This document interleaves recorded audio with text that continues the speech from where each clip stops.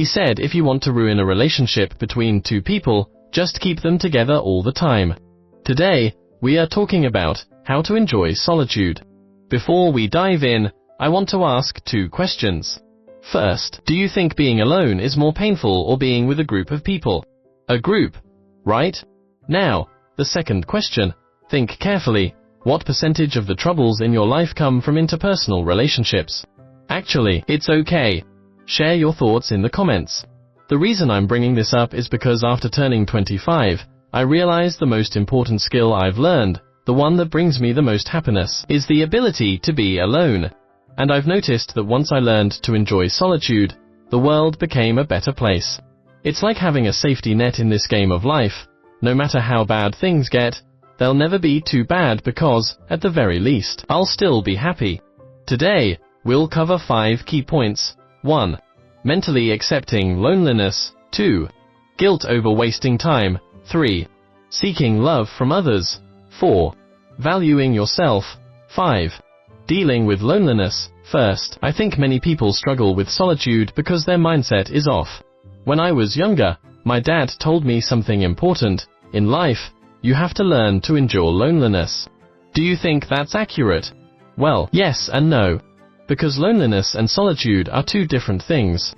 Solitude is an objective state. You are just by yourself. Loneliness, on the other hand, is a subjective feeling. It's a negative emotion, like feeling isolated, like you are a lone island drifting through life. I used to think loneliness was a neutral term, but after looking it up, I realized it's actually a negative, subjective word. Solitude, though, is neutral. In one of my interviews, I said, don't pretend to enjoy loneliness, it's a negative word. Liking something negative makes you seem a bit off, doesn't it? Like saying, I enjoy anger. It's a mindset thing. If you associate solitude with loneliness, of course you won't enjoy it. Zhang Chu once wrote a song called, Lonely People Are Shameless, but people who spend time alone aren't shameless. If you see solitude as being isolated, you'll never enjoy it. But if you see it as just being by yourself, you'll find the beauty in it. Now, some might ask, aren't humans social animals? Why would you choose to be alone? Well, do you believe in the 80-20 rule? I'd say 90% of people do. In social interactions, 80% of people won't click with you, 80% might even seem a bit off. So why dive into a jungle of nonsense? It's not that they are stupid, but compatibility is rare. When you are alone, there's a benefit, everything is on you. If you misplace something, you don't blame others, you learn from it. You think, I should be more organized. But with others, every issue becomes messy. Was it my fault? Did my friend influence me? Socializing comes with risks. Yes, humans are social creatures, but that doesn't mean you should spend all your time with others. The 80-20 rule applies. 80% won't understand you, 80% will disagree with you. If you agree with 80% of people, guess what? You are part of that 80%. Strategically, solitude helps you avoid unnecessary friction. Earlier, you said 70% of life's troubles come from relationships. But according to Adler, it's probably over 90%. Why? Because life is full of relationships, family, friends, romance, co-workers. Even if someone does nothing wrong, you might envy their success. That's peer pressure, another form of relational stress. Sartre said, hell is other people. Their expressions, vibes, even their presence can unsettle you. I'm not saying you should avoid socializing entirely.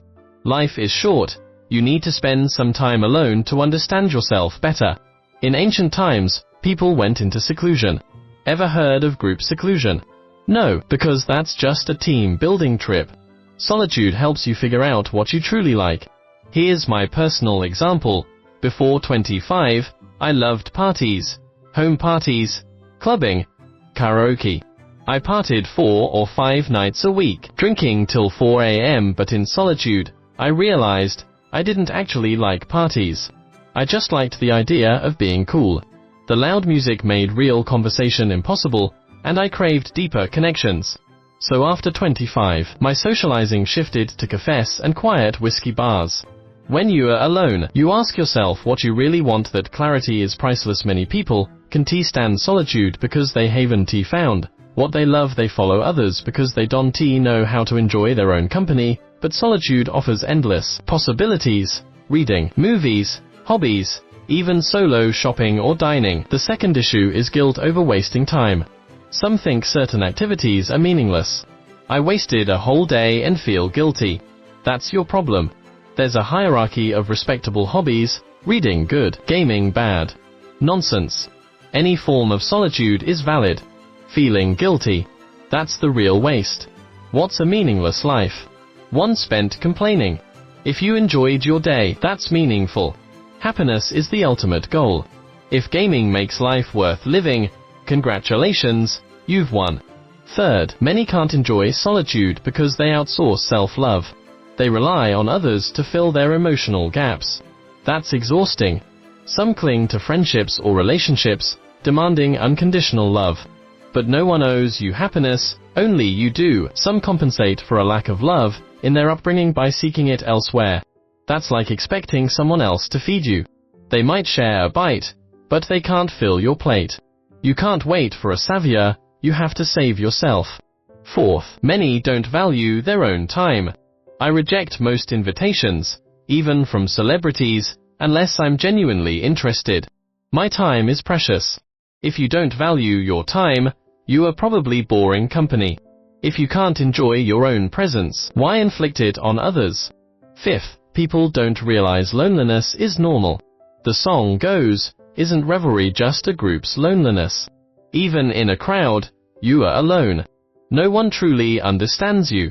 If loneliness is inevitable, accept it. Don't fight it, coexist. This video isn't anti-socialization. Humans need connection. But you also need alone time to reflect. Once you enjoy solitude, life has a safety net. You'll also choose better company. I often hear, my friend betrayed me. My response: you played yourself. If you don't know what you want in a friend, you'll keep getting hurt. And if you complain your partner isn't attentive enough, that's a you problem.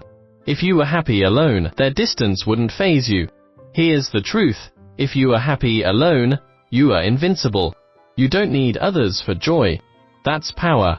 The less you need, the stronger you are. So learn to enjoy solitude. It's a life skill. Once you master it, you'll always have happiness to fall back on. Make sure to hit that subscribe button, give this video a thumbs up, and share it with your friends and family. Thanks a bunch.